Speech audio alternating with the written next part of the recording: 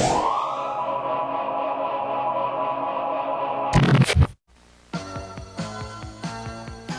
ultimate shopping odyssey.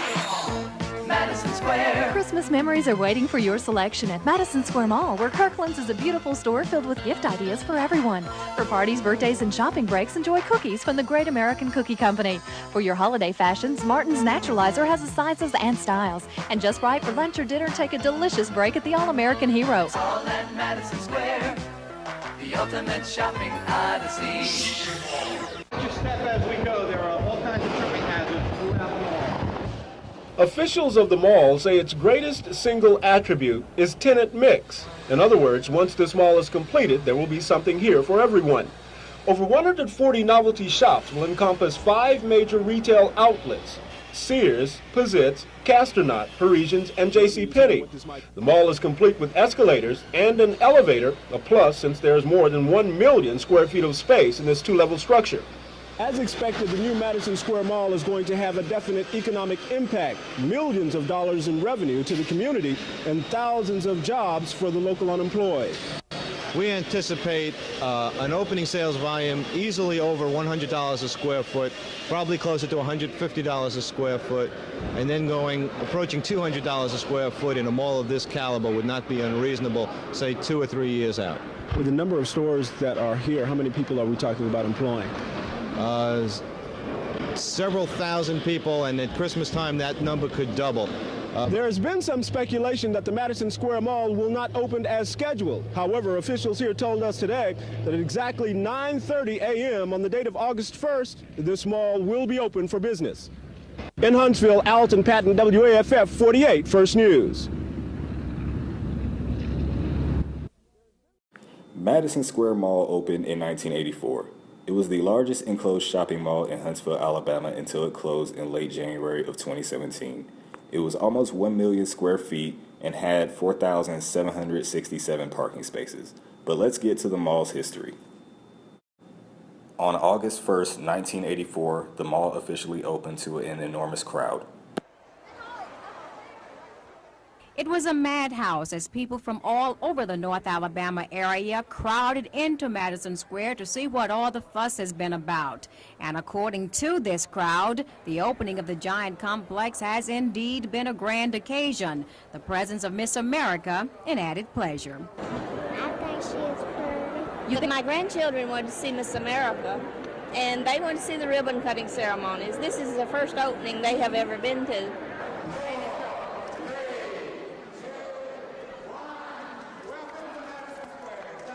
Miss America joined a host of dignitaries on center stage for the ribbon-cutting ceremony. A simple event, but for the crowd of people who were able to witness it, it was a moment to remember. It have been better to come maybe later in the week?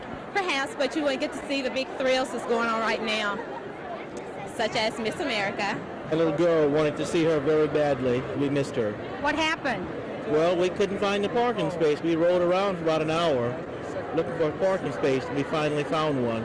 A lot of people had that problem. Getting on and off the premises was a job in itself, but one that paid off as Miss America signed autographs for the children and adults. Late this afternoon, Miss Charles also performed for the wide-eyed crowd before leaving the Valley area with the simple promise to return.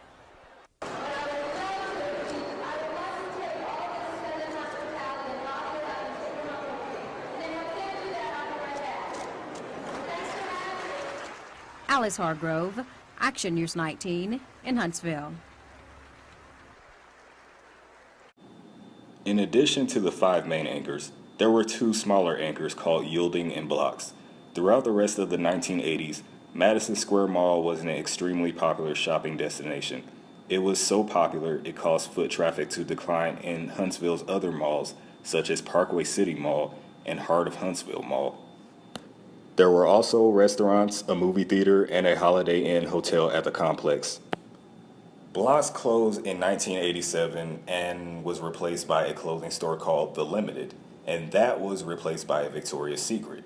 Pizitz was acquired by McRae's and renamed McRae's in 1988, and that would later be acquired by Belk. In 1998, Dillard's acquired Castornot. Yielding closed in 1993, and until about 2003, that space was used by dealers for their menswear department. From 2003 to 2008, Steve & Barry's occupied that space. In 2007, Parisian closed and Belk moved into that space. The former McRae's building would stay vacant until the mall's closure. In 2014, Belk would relocate to another mall called Bridge Street Town Center. So where the hell did it all go wrong? Although the mall was very successful throughout the 1980s, the 90s, and the early 2000s, and it was renovated twice, the amount of business decreased.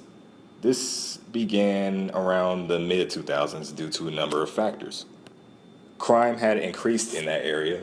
There were competition with other malls and shopping complexes, and inadequate security. All of these factors caused tenants to move out. In November of 2012, a man was robbed at gunpoint. All the robber took from him was money and his cell phone. In December of 2012, fights broke out at the mall of the new release of Jordan shoes because grown-ass people fighting over shoes makes complete sense. Pepper spray was used, but no arrests were made. In July of 2014, a Belk employee was fighting a shoplifter in the parking lot.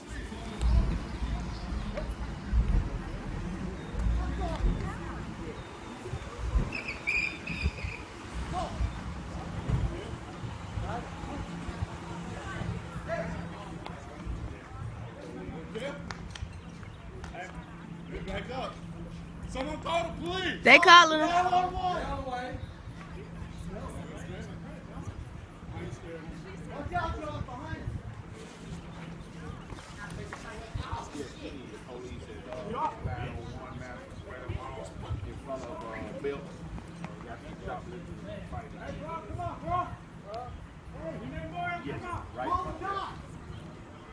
They on the way.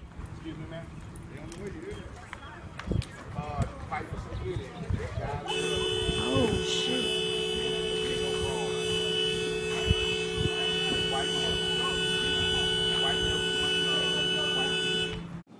In September of 2015, a lady was robbed in gunpoint in the parking lot. However, she was not harmed. It was owned by CBL and Associates Properties Incorporated.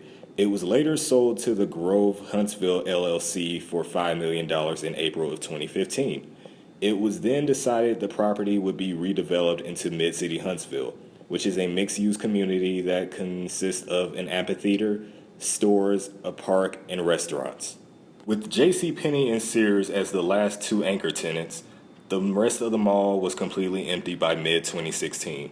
The mall began liquidation in summer of 2016, and the last liquidation sale ended on January 8th of 2017.